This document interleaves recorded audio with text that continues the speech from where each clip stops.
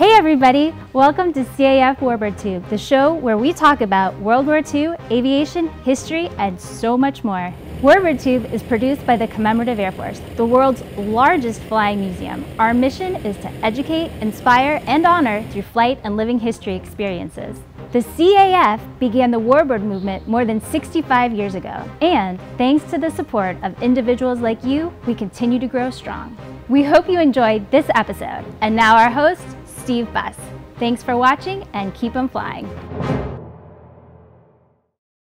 Well, good evening and welcome to all of those of you watching on Facebook, on YouTube, and those of you watching on GoToMeeting. This is episode 87 of Warbird Tube, and on tonight's episode, we will dive into the history and impact of Rosie the Riveter and her compatriots during World War II, not only the impact during the war, but also beyond World War II.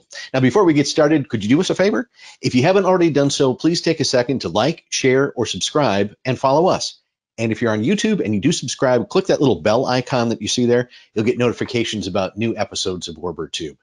Now, as you're watching tonight's episode, you might have some questions. Just type them in the comments section of whatever social media platform you're on. We'll try to answer them either during the presentation or we'll save some time before we sign off to answer those questions. Now, joining me now is Jeannette Gutierrez of the American Rosie the Riveter Association. Jeannette, good evening and welcome to the show. Thanks, Steve. It's good to be here.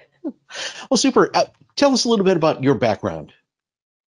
Well, I'm a retired 30-year advertising professional, and I have always taken an interest in history.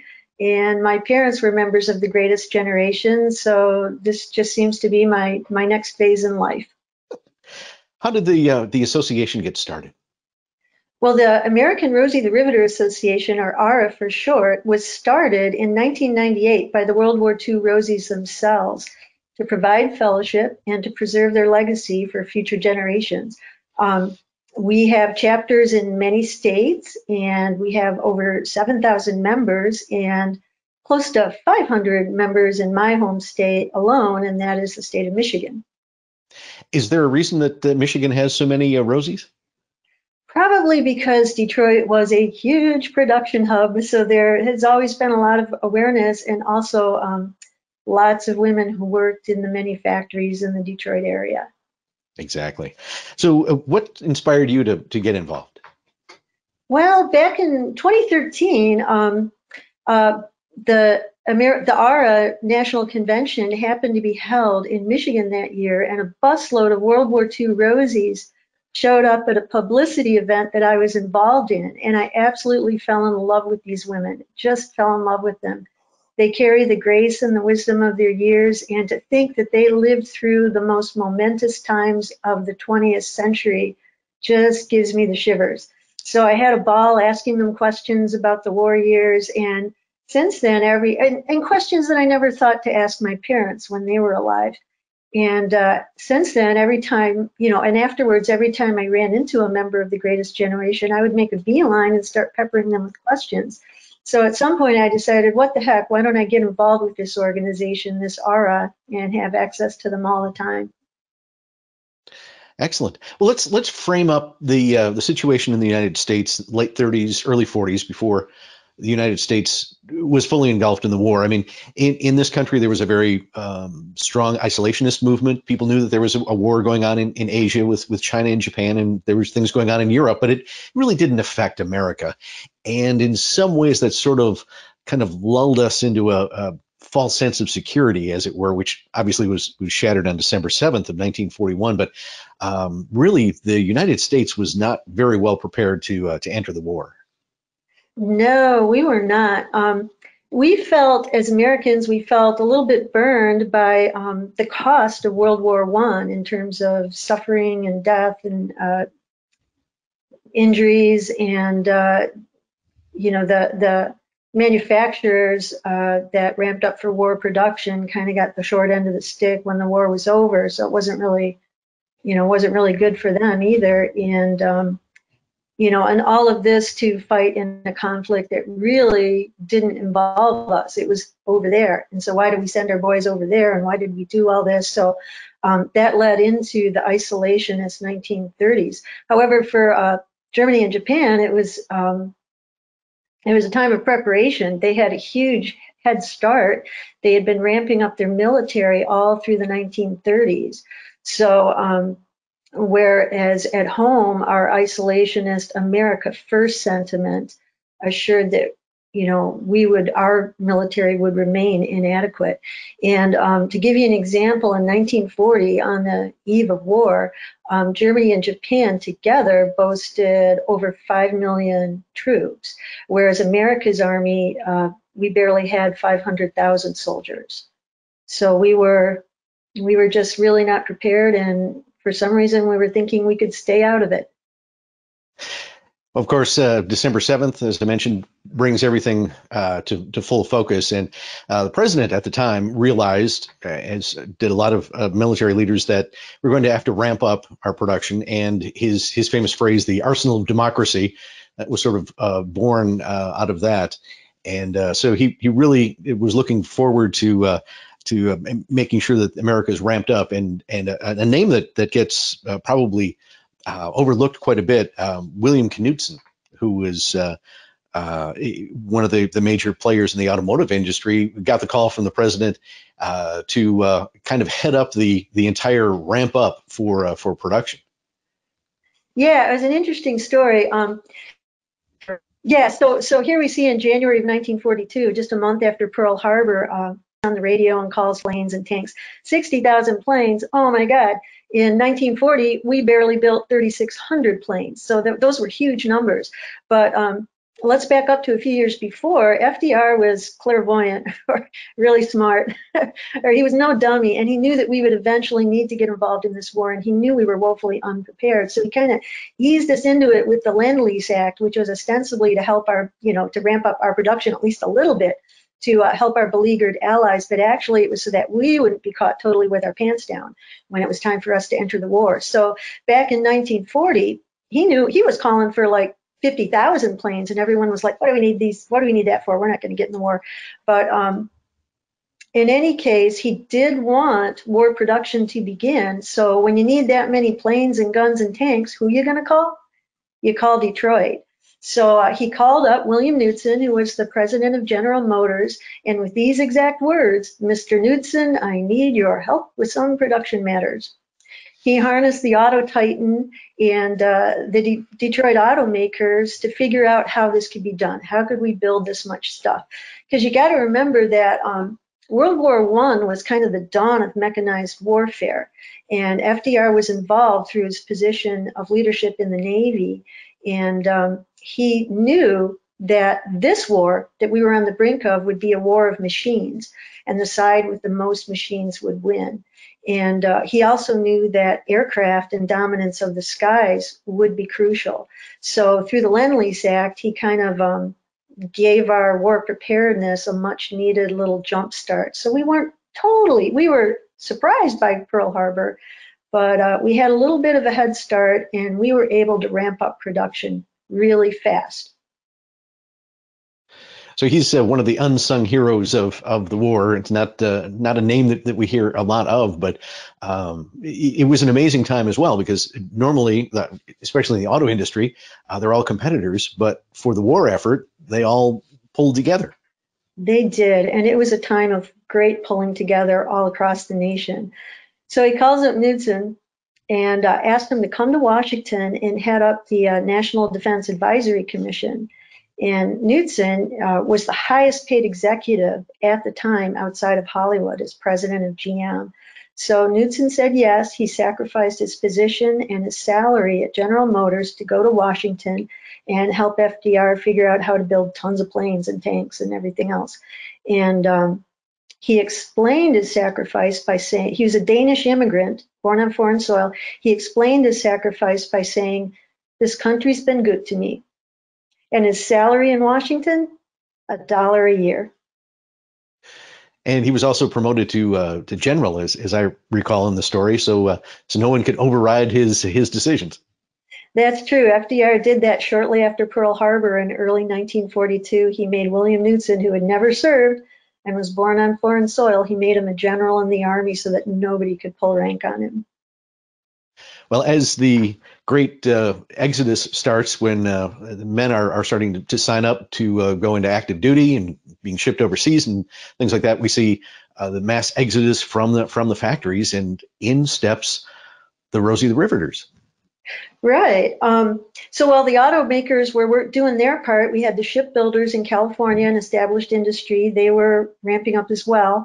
And in the meantime, the government was spawning agencies right and left to, mastermind this massive war effort.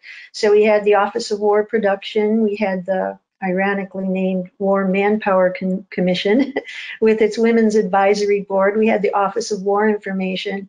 And all of these people knew right away from the get-go that women were going to be needed. So pretty early on, they started the effort to, think about how can we get women into the factories. And it started in earnest sometime in 1942, a massive propaganda campaign led by the Office of War Information and its radio bureau, its magazine bureau, and so forth, and we would need a lot of planes. I mean, we had barely built 3,600 in 1940, and by the time the war was over, we would have built we would have built almost 100,000 planes. So this was kind of what needed to happen. And in order to do that, we would need workers. So a massive propaganda campaign was launched sometime in 1942, led by the Office of War Information, to get women into the factories. Now, this was not going to be a slam dunk. And you and I probably have an inkling, but it's probably worth it to let our younger listeners know that back then in the 20th century, and especially the early part of the 20th century, gender roles were really rigid. There was women's work, there was men's work, and never the twain should meet. You didn't see women doctors. They were a real rarity. A woman firefighter or policeman was just unheard of. You didn't see lady bus drivers. You didn't see lady filling station attendants. And factory work was definitely considered men's work. It was thought that you needed strength to do it, and a certain kind of mechanical mind and attention to detail. And it was kind of thought that women didn't have this, and that they wouldn't want to work in the factories because it was rough, dirty men's work, and that men wouldn't want to let them. So hence the propaganda campaign, and that was because women were needed to win this war. We had to produce an enormous amount of war material, all kinds of things, everything from planes, guns, tanks, and ships, right down to like socks and underwear for the soldiers and tin cups for their mess kit. I mean, it was just a massive amount of things that would need to be produced. What was some of the reactions to women actually moving into the factories? I'm sure there were some pretty interesting exchanges that happened between the guys who were still on the line and the new employees that were coming in. Yeah, I'm trying to find, I have some actual quotes here. So they got women into the factories pretty fast for two reasons. One, women they wanted to do what was needed. They wanted this war to be over. Their brothers, their sweethearts, their husbands were over there fighting, and they wanted to bring them home. So it was really easier than they thought to get them into the factories. And where was I going with this? So they moved in. They moved in. Moved into the factories. There they were on the factory floor, and it kind of depended on the industry. In the more established industries like shipbuilding, there was a little more resistance. In the fledgling aircraft industry, because aircraft had never before been built on an assembly line in these massive plants, everybody was new, and so the women were like more accepted. But here's some quotes from the Rosies themselves at the time. Die-hard old foremen resent like blazes having women underfoot. This isn't women's work and women can't do it. Their attitude is, she didn't do it, and even if she did, well, she couldn't have. And the men themselves, here's a quote from one of the men at the time, they had comments like, that ain't women's work. That's too big a responsibility. She'll never last.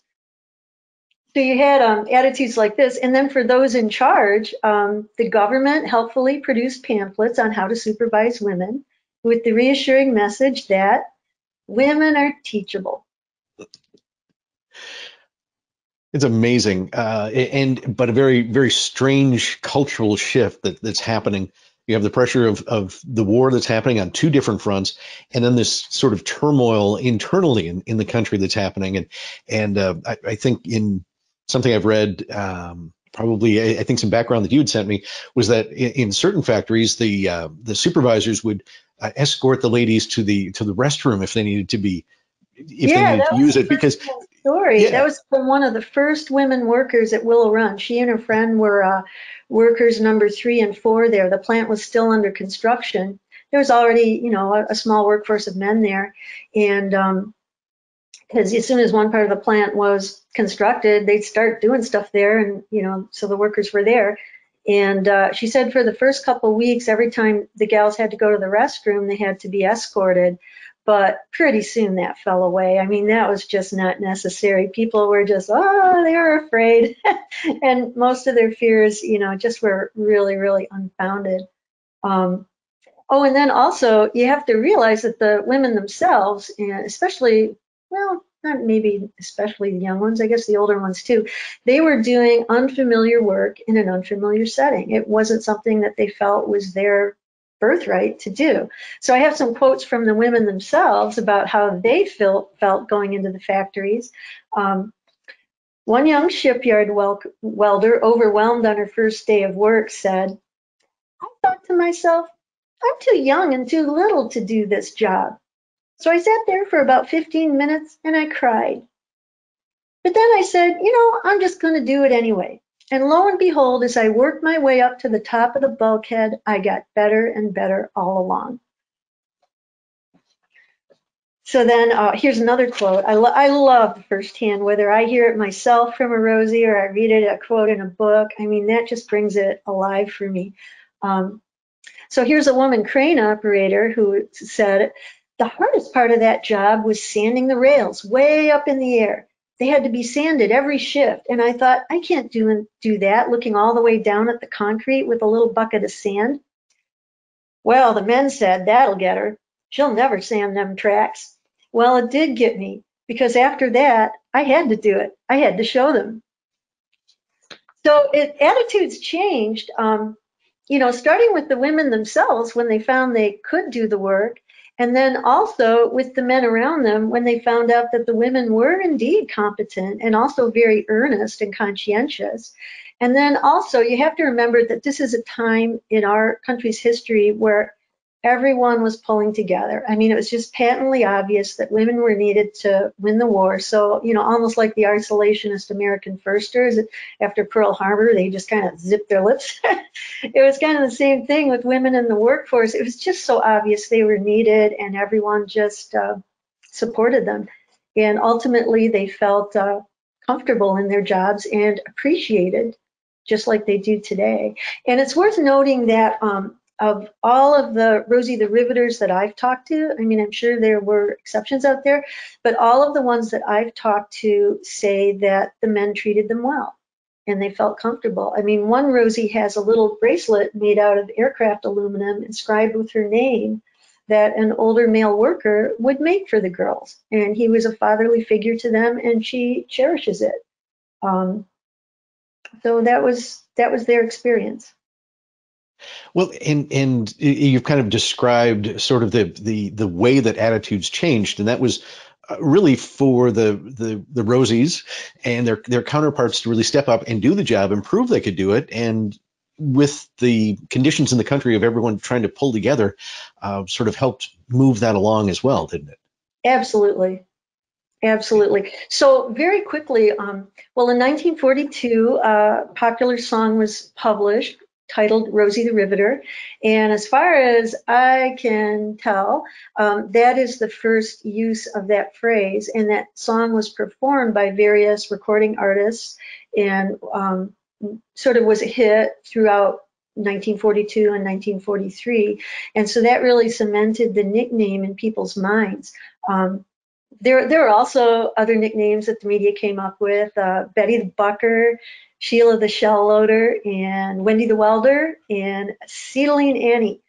And but Rosie was the nickname that stuck, sort of then as now, because it just sounded so great, and it was aided by the song, and also they put out a movie called Rosie the Riveter. And then as now, the nickname Rosie the Riveter just kind of stands for all of the female war production workers. Well, and not only stepping out of the traditional women's role in, in keeping the house and raising the kids and that, there was also a shift not only in the attitude but also in fashion, as far as what do I wear to go work in a factory. Absolutely. As always, women will wonder what to wear. And this was kind of a bigger deal than, I don't know, again, maybe you and I have an inkling, but it's worth relating to younger listeners that before the war, women and girls wore skirts and dresses, period. Even little girls, and there's a little bit of that when I was a kid. I wasn't allowed to wear pants to school. I had to wear a skirt. So that kind of ruled the monkey bars out. But it was definitely that way in the 1940s. And, I've had Rosies tell me that going to the factory was the first time that they had ever put on a pair of pants. And so women's workwear very quickly became a thing. And there were pages devoted to coveralls in the Sears Roebuck catalog.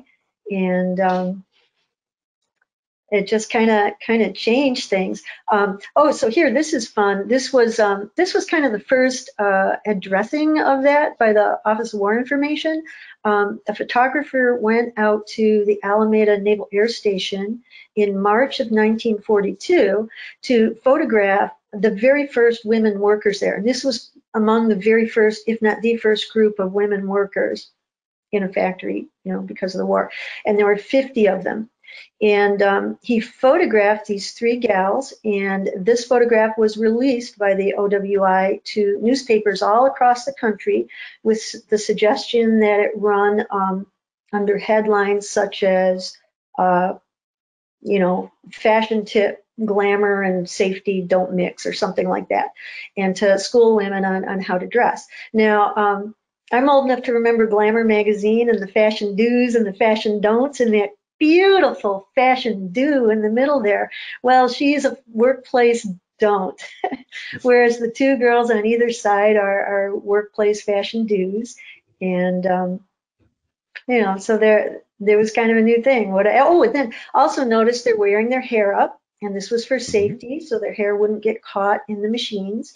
And they were also encouraged not to wear jewelry and to wear, they didn't wear boots like dress up Rosies wear today, but they wore flat Oxford or Brogan shoes or loafers or saddle shoes. And some factories even had uniforms, although others would just simply let them wear slacks and a shirt. So that was the new dress code for women. And here's one of those ads that you were talking about. Workwear was in Main Street, shops on Main Street in small towns. That's an advertisement that I pulled from microfiche from my own town's library. So it was kind of everywhere. Was there one of our viewers was asking a question? Was there a company during World War II that preferred female workers, or maybe welcomed them more than others? I would say the aircraft industry welcomed them more than others because it was not an established industry. It was a brand new, mass production of aircraft was a brand new thing. And so there just was, the foremen were new, the male workers were new, everyone was new. So there wasn't that entrenched resistance. Okay. And of course, Hollywood played their part as well. Oh, yeah. So then as now, there were influencers, although we didn't call them that then. Right. And our A-list celebrities, again, it was a time of great unity. Our A-list celebrities got into the act, and, actresses like, here we go. Okay, this goes back to the clothing. Veronica Lake was a beautiful actress, and she was known for her peekaboo hairdo, which was just, it was just the thing. And young women everywhere, imitated the peekaboo hairdo. And they wanted to discourage that because there were actually incidents of women getting their hair caught in machines. Some had happier endings than others, and they just really wanted to put the kibosh on the peekaboo hairdo. So Veronica Lake very publicly in a newsreel that was shown in movie theaters across the country changed her do to a nice updo to promote safety in the workplace for the war. Oh, and then, okay, this slide. So, you know, as you can see, girls always want to look nice, and these cute girls, this is a photograph from my personal collection, these cute girls in the factory with their hairdos, and they probably took their bandanas off because they're supposed to have their hair up. But part of the propaganda campaign was to acknowledge women's traditional roles and traditional self-image while encouraging to come and do this very masculine men's work. So there actually, you know, there's actually a pamphlet out there that advises women to mind their FQ, their femininity quotient. And one, I don't know if it was a newsreel, I think it was a newsreel, said, you can still look feminine even while filling a man's shoes. And the cosmetics manufacturers got into the act with lipsticks like Montezuma Red, specially made for the Lady Marines, Jeep Red, Fighting Red, and Victory Red. And women were happy to comply and wear these things and look pretty on the job. And so Rosie became a pop cultural icon, kind of like she is today, but she was everywhere. There were many incarnations of her. She was in advertisements. They used, you know, working women to sell everything from a soda pop to cigarettes to hand lotion. And, you know, there are a lot of hit songs about the Rosies, the working women. They were characters in movies, magazine articles and stories, all, you know, promoted these women as patriotic and wonderful. And she was just kind of in the public consciousness all through the war. Well, and we've talked mostly centered on factories, whether it's shipbuilding or aircraft, but there were a lot of other jobs that needed to be filled with the men going off into service. So what are some of the other roles that women filled that we may not be as aware of? Well, as the war ramped up, well, by 1942, 4 million men had gone to war, and they had to be replaced in whatever work they were going to do. By 1943, the number was 10 million men, and ultimately over 15.5 million men and boys would join the service. So there were huge gaps, not only in war production, but also in what they called, you know, which brings to mind what we recently went through with COVID, essential civilian jobs. That's what they were called. And so I think it was in 1943 that they kind of realized that, you know, the bus drivers, the security guards, all these guys were disappearing, and they had to be replaced by women. So this was an even bigger propaganda campaign to get women into these essential civilian jobs, and it was a harder sell. One, because maybe it wasn't as glamorous, and also it wasn't as well paid. I mean, the war jobs paid great. They improved the lives of many Americans, and not just Rosie the Riveter. So anyway, getting women into these essential civilian jobs is a little bit of a harder sell, but the propagandists tackled it, and they wanted to make sure that these women knew that they were every bit as patriotic, every bit as necessary, and just every bit as appreciated as the Rosie the Riveters. So now we had Flossie the filling station attendant, Shirley the shortstop. You know, we had you know, all these other women who went into the workforce doing what men used to do, and it kind of worked, because I have a quote here, and I might not quote it right. I don't have time to look it up, but a gal took over the job of a fry cook in her neighborhood because the guy who did the work before had joined the Navy, and when asked, she said, "Well, don't I have a war job too? I sure do. Don't I feed the folks who build the ships and buy the war bonds?" So it kind of worked. You know, these gals, we needed these gals to feel great about what they were doing too, and they did, and it was all necessary work.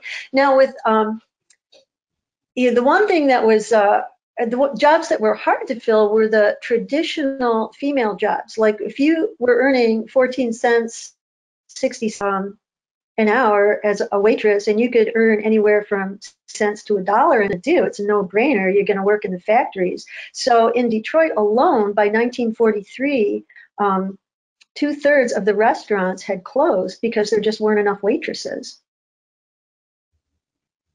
So there's a mass exodus from the lower paying women's work to the war jobs. And of course, as the slide we have here shows, that women were also involved with the government as well.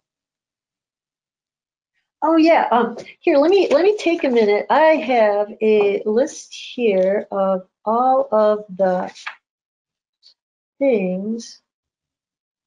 Well, I'm not going to find it. So let me just say women stepped up to be everything. They were bus drivers, trolley conductors, filling station attendants, elevator operators. They worked in banks. They were log rolling lumberjills. They joined swing bands. They joined the symphony orchestra, and they were even department store Santas. So anything that you could think of, you know, jobs that typically men would do. Oh, they were security guards at the war plants. I mean, they just kind of did everything. And so which brings us to these gals. The government employed them in many capacities because they wanted to free up men to fight. So we had women code breakers working in Washington. And in fact, it was a woman code breaker who was the first American to hear of the end of World War II when she decoded Japan's message to the neutral Swiss that they planned to surrender. It's amazing. And also, I guess we could kind of extend the Rosie moniker to those who actually did stay home and take care of the house and the family. And of course, victory gardens and war bond drives and things were very, very essential to success in the war as well. Yeah, everyone had to pitch in. So, you know, even if you couldn't take a war job, you could help the war effort by canning so that canned goods could go to the soldiers overseas, planting a victory garden, and it's really staggering. Where is my statistic, which I can't find? But by the end of the war, like 2/3 of all of the vegetables consumed in the United States came from victory gardens. So, you know, this was another way you could help the war effort. You could collect scrap. You know, fats could be used to make explosives. Aluminum could make, say, a Jeep grill. So they collected cans and paper and various kinds of scrap and turned them into government collection centers. Yeah, you were encouraged not to drive or travel on trains unless you needed to because of troop movements and rationed rubber, because the rubber came from the Far East and we couldn't get it. So it was a time of hardship. I mean, certainly nothing like what they were going through in Europe, but, you know, it was a time of hardship in everyday life, and the women kind of bore the brunt of it, figuring out how to bake flourless cakes and how to stretch meat a little farther, and figuring out how those ration stamps and ration books and ration points work, and they'd trade. And and then, you know, since consumer goods had kind of disappeared, they were encouraged to use it up, wear it out, make it do, or do it out. And, you know, of course, everyone knows, you know, silk stockings were not available because the silk was being used for parachutes. So to look like they were wearing silk stockings, they take an eyebrow pencil and draw a seam up the back of their bare leg. And so that's where we get a lot of our younger Rosie the Riveters, because my organization, the American Rosie the Riveter Association, considers the volunteer women to be Rosie the Riveters too, because they helped on the home front to win the war. So some of the younger gals who were really not old enough, like my own mom, to go into the factories, participated as volunteers. The kids were really active in scrap drives. Through the Red Cross in their schools, they knitted Afghan squares for the soldiers. So, you know, not only women but girls helped the war effort. And of course, we can't forget the ladies who actually joined and became part of the service, or the service auxiliaries as well. Yeah, so and 350,000 of them joined and served in the Lady Marines, the Army WACs, the Navy Waves, and the Coast Guard SPARs. And the Air Force WASPs were actually a civilian corps, but they were essential to the Army Air Force. And all of these women freed up men to fight by working in non-combat roles. And this lady here, who I spoke to today and got permission from her to show her picture, this is my friend Virginia, who worked as a Rosie the Riveter for a year or so, and then, as if that wasn't patriotic enough, she enlisted in the Coast Guard SPARs. Awesome. I'll bet she has some great stories. Yeah, she sure does. She sure does. Well, and along with I'm feeling a sense in our conversation tonight that this is more than just Rosie the Riveters in the factory. I mean, this really was a point in history where women could step up and find a role that they could fulfill to use their talents to help support the country in a way that had really never been available before. Yeah, that's like a really great insight and a wonderful way to put it. They really felt are meant to be needed and important. And it was kind of like a temporary suspension of gender roles to it. They just really took to it. Like you heard the sense of pride in some of the quotes I gave you, from the women workers themselves. And yeah, it opened a door psychologically as well. And of course, we mentioned influencers earlier, but some very famous Hollywood celebrities stepped up to support the war effort as well.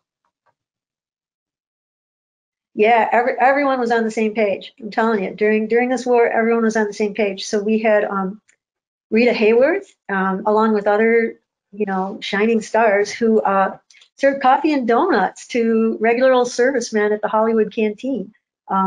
Rita also, like, famously promoted the scrap drives by taking the bumpers off her cars and posing in a picture with her bumperless car saying, "Hey, I gave mine to the scrapyard, you should too."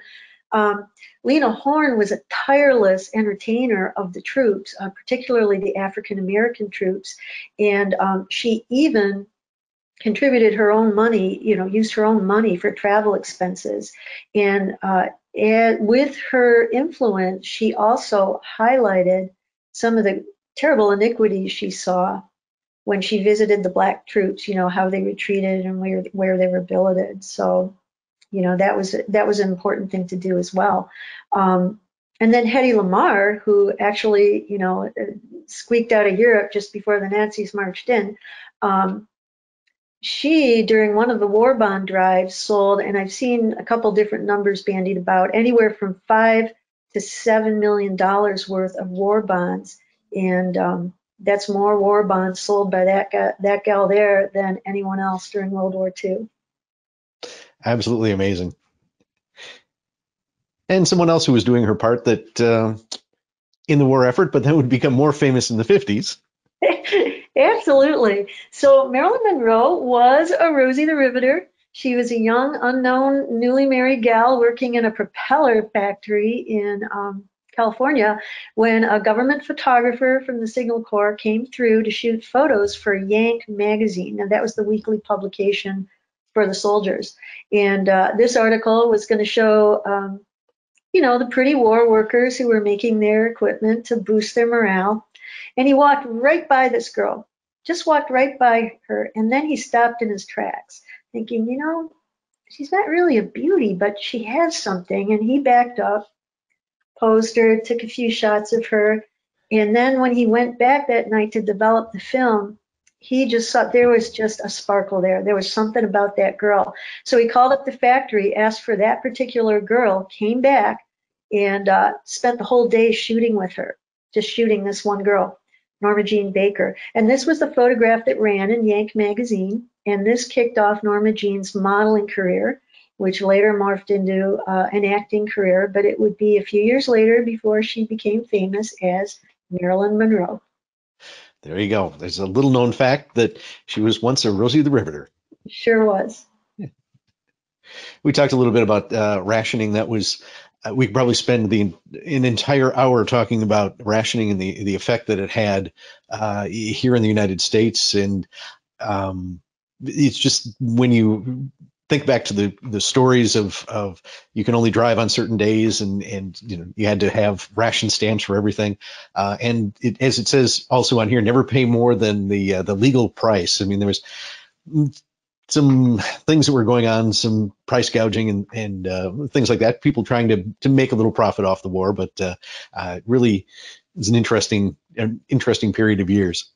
Yeah, and there were even government posters just kind of shaming people who tried to get more than their fair share, you know, saying, stay away from the black market, that's unpatriotic. So, and Yeah. actually the ration points and the ration stamps in the books, I've never figured it out. Obviously, our parents and grandparents did because they made it through. Yep, they did. Well, one of the big things that you know, aside from moving out of the house, changing gender roles, fashion, was also the paycheck Oh, yeah. the Rosies were earning, that unheard of in previous years. Absolutely unheard of. I mean, this generation came out of the Great Depression of the 1930s, and nobody was earning much, and including the Rosies.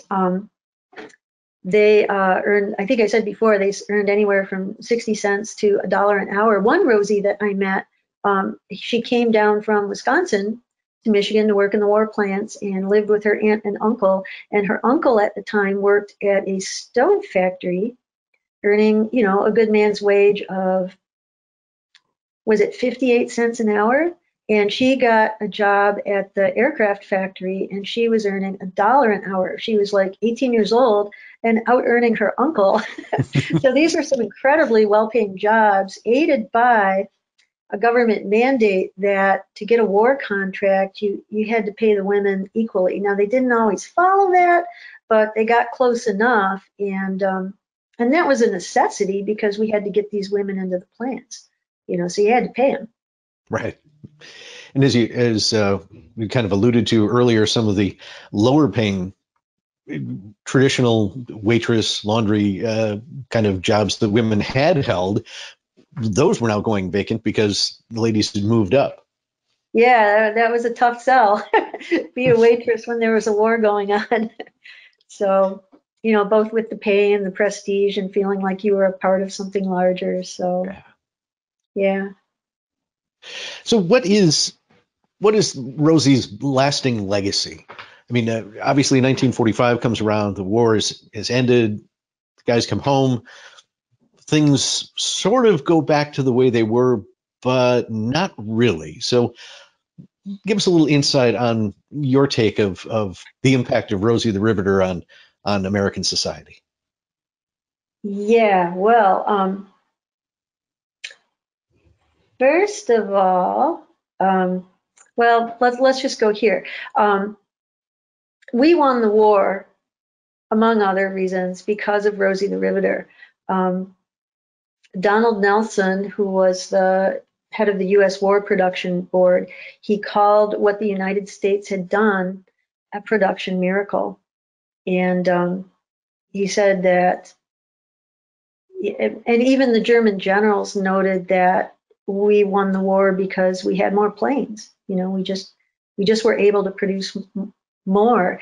And Hitler himself had not counted on our ability to ramp up so quickly. I mean, he thought it would be a few more years than it really was before we were at peak production, and he thought he had that time to conquer Europe. Well, it turned out he didn't. And so, and Time magazine called it a production miracle and noted that it could not have happened without Rosie the Riveter. So these women, what they did really was an important part of victory. And then also, it changed people's perceptions of what women could and couldn't do.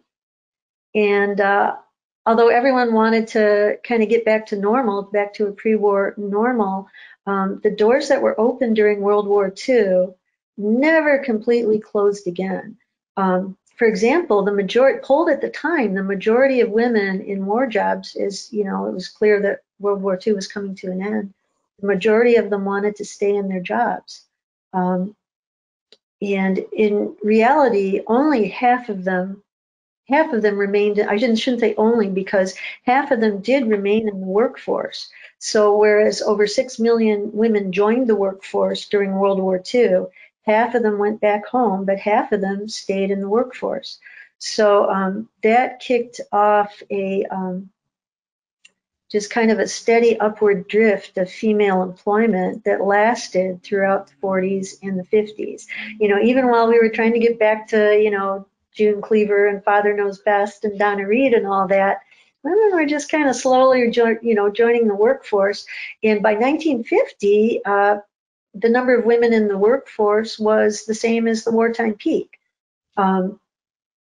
So, there were a lot of reasons for the women's movement of the 60s and 70s, but I believe that one of them was these women, even the ones that went back into the home, they came back home with a sense of accomplishment, with a readjusted, a new and a different idea of what they were capable of. And they passed that down to their daughters. So with the social upheaval and questioning of the 60s, and the daughters said, hey, why do I have to live this kind of a life? I think I could do this and that and the other, and why not? And their moms were like, well, yeah, why not? Because they knew from experience that we can do it. Awesome. So the legacy of Rosie the Riveter and her cohorts continues on today through your organization. Tell us a little bit more about the Rosie the Riveter Association and some of the work that you do. And we've got some pictures coming up of some authentic Rosies who are still with us today that you've been able to talk with and honor. Yeah. So, boy, I just love talking and showing people about what we do at our chapter, the Michigan Willow Run Chapter. And there are chapters in a lot of different states. So if you have living World War II Rosies or their friends, the World War II veterans, go to the national website, rosietheriveter.net, and see if there's a chapter in your state. But in Michigan, with the chapter I volunteer with, our main focus right now is fellowship for the Rosie the Riveters that are still with us and their friends, the World War II veterans, because we don't have a lot of time left. And think about it, just imagine you're 99 years old and all of your friends are dead and gone. Everyone that came up through school, that experienced the things that you experienced, that lived through the history you did, they're all gone. So when these women find each other and we bring them together, it just sort of opens up a whole new world, like jokes that other people don't get or cultural references that have us scratching our heads. Like, they get each other. They just get each other. And more than anything, they love being together. And so we bring them out to teas. We're having a tea this Saturday, potlucks, just get-togethers at restaurants. So anything to provide fellowship for them. And in the process, we made friends with some World War II veterans. And isn't that an honor? So, and we like to bring them out into the community so people can meet them. And people just love meeting them. And they love, people ask them questions and they're so generous with their answers. And, we bring them out so people can cheer them on. Oh, we have our own American Rosie the Riveter Association, Rosie the Riveter Lunchbox Drill Team, and these gals are generous with their time. They come out and dress up our events and help us honor the Rosies with special drill cheers that we write for them. And we bring them out to the public. They've become local heroes. They're familiar faces on the 6 o'clock news around here. And, anything we can do to make people aware of Rosie and the World War II vets and the greatest generation, we consider that a win.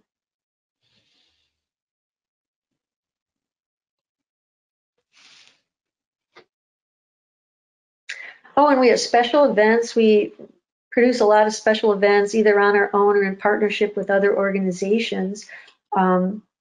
And that brings me to my favorite special event ever. And go to the next slide.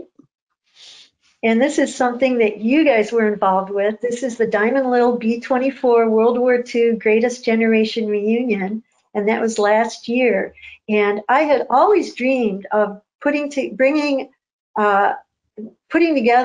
a B-24 aircraft with the women who built her, the men who flew here, and the brave Tuskegee pilots who escorted them on missions. So when I found out that Diamond Lil was coming to Michigan, I contacted you guys, and you guys were all in. And I worked with the amazing Cheryl Hilbert to make this happen, and with Oakland County International Airport. And we had a spectacular, and gathered together like dignitaries and performers and speakers, all to honor the World War II Rosies and vets. And this all took place on the tarmac with Diamond Lil as this beautiful backdrop. And it was just one of the most amazing days of my life. So we had a B-24 nose gunner. We had several Rosie the Riveters that had built B-24s and other aircraft. We had the Tuskegee Airmen, and just for good measure, we had D-Day Cliff, who was a D-Day survivor, and there was just a lot of ceremony, and it was very emotional. And there's Diamond Lil in the background, and here, we have this wonderful gal, just kind of a high-powered gal from another city nearby, who took the time out to sing the national anthem for us. And there's our Rosies and vets all being honored. And that's just the little setup that you guys put together for us. And it was just an amazing day. And the next day, I woke up and I thought to myself, boy, if I get hit by a bus today, it's okay. Because I made this happen, and it was one of the most wonderful days of my life, and because I think the Rosies and vets enjoyed it too. Yeah, looks like an absolutely awesome time. Of course, Willow Run, one of the great hubs of aircraft production, and with Rosie the Riveters and being able to bring the B-24 back there and honor our veterans is really, I can't even imagine how special that day had to be. It was special. So what's next for Jeanette and the association? And this is the guy I held top of mind and in my heart when I was putting together the program. So go to the next slide and let's see what I can think of to say about it. Oh yeah, so we also do outreach. Like, not all these Rosies and vets can come out to our events, so we do outreach to the homebound ones because we just want to honor them and thank them while they're still with us. So we send out Rosie teddy bears and thank you for your service lap blankets. And then during the COVID, we couldn't see our Rosies and vets. And meantime, they were birthdays and anniversaries and things to celebrate. So we started doing Rosie wave and walk-bys where we dress up and bring balloons and just make them feel special right on their front porch or in their front picture window. And so that really helped us to, inspired by that. Now when we learn of a homebound Rosie or vet, we do Rosie honor visits. And we just make them feel special and thank them right in place where they are. Oh, and none of this could happen without, here I want to take a minute to thank my Rosebud volunteers. Very good. And it takes a village to honor an elder. And the Rosebuds, we go on Rosebud rambles, and that's to form bonds among the younger generations, because the Rosies won't always be with us, and we want to continue making people aware of this generation and what it did. So the Rosebud rambles are just a time for us to have fun together, but it's also an opportunity for ambassadorship. When people say, why are you guys dressed like that? Why the polka dots? What's with the sign? Who are you? Well, we tell them about Rosie the Riveter. Awesome. And you also do this through presentations that are available as well. Yeah, so the speaker presentations do two things. One, it helps to educate interested groups about Rosie the Riveter, and the second thing is that through the Rosie speaker presentations, that's how we fund all of these other activities for the Rosies and vets. So through the honorariums that we get from the speaker presentations, that's how we make all this other stuff happen. So And this is my ask for your audience. If anyone would like a Rosie speaker presentation, please contact us at the Michigan Willow Run Chapter. You can reach us at michiganrosies.org website or on Facebook as Michigan Rosies. And I know y'all are in Texas, but we do Zoom presentations, and hook us up. All right. Oh, and I want to take a minute before we wrap up. I want to thank everyone at the CAF and all of your supporters for making the Diamond Lil Greatest Generation Reunion event possible. You're a great organization, and your supporters are fabulous too, to keep you going. Well, thank you. And I know our volunteers, our pilots, our ground crews that take the airplanes around the country, one of the great highlights, and I've heard from many of them through the years, is being able to reconnect with veterans, especially ones that have an attachment to whatever aircraft they happen to be flying. And I'm sure for the crews that brought the B-24 back to Michigan to Willow Run, that was, as you mentioned, a very special day in your life. I'm sure it was very special for them as well. And thank you to you and the Rosies for helping organize that as well. Well, thank you for having me on today. Yeah. Any final thoughts before we wrap up tonight? No, that's about it. I wanted to make sure to thank you guys. Thank you all down there in Texas, and that's it. All right. Well, you have a fan, Victoria, who just typed in and said, "Thank you, Jeanette. Excellent information," and she enjoyed the presentation tonight, as I'm sure the rest of our audience did as well. Oh, can I tell you about Victoria? Sure. All right. I can't be sure, but I think that is Vicki Croston, who I know lives in Texas, I think near Dallas, and she is the daughter of probably the most famous Rosie the Riveter of all. So periodically the media would seek out women workers named Rosie and kind of publicize them as the real Rosie the Riveter, which was a lot of fun for everybody. But the most well-known of these real Rosie the Riveters during the war by far was a lady named Marilyn Monroe, who worked at the Willow Run bomber plant. Now, Walter Pidgeon came to the bomber plant to do a war bonds film, short newsreel, and he wanted a real Rosie the Riveter. You got a gal here named Rose, and they had a gal there named Rose who was real cute and real spunky, and they introduced Rose Monroe to Walter Pidgeon. He thought she was perfect, and she was a big part of the newsreel. That newsreel is sadly lost to time. If anyone thinks they can find it, please do. But so Roswell Monroe was seen in movie theaters all across the country as representing the real Rosie the Riveter. And Vicki is her daughter. Rose worked at the bomber plant, but she had wanted to become a pilot. They wouldn't let her to fly the planes because she had kids. She had young kids. So they said, no, you're a mom, can't do that. So after the war, she got her pilot's license and was a pilot. Awesome. Among other things. She was a real go-getter. Excellent. And one other question just popped up. Was there an equivalent of the Rosie the Riveter in other countries, other allied nations, Canada, for example, where thousands of women helped build Hawker Hurricanes and Lancasters? Yeah.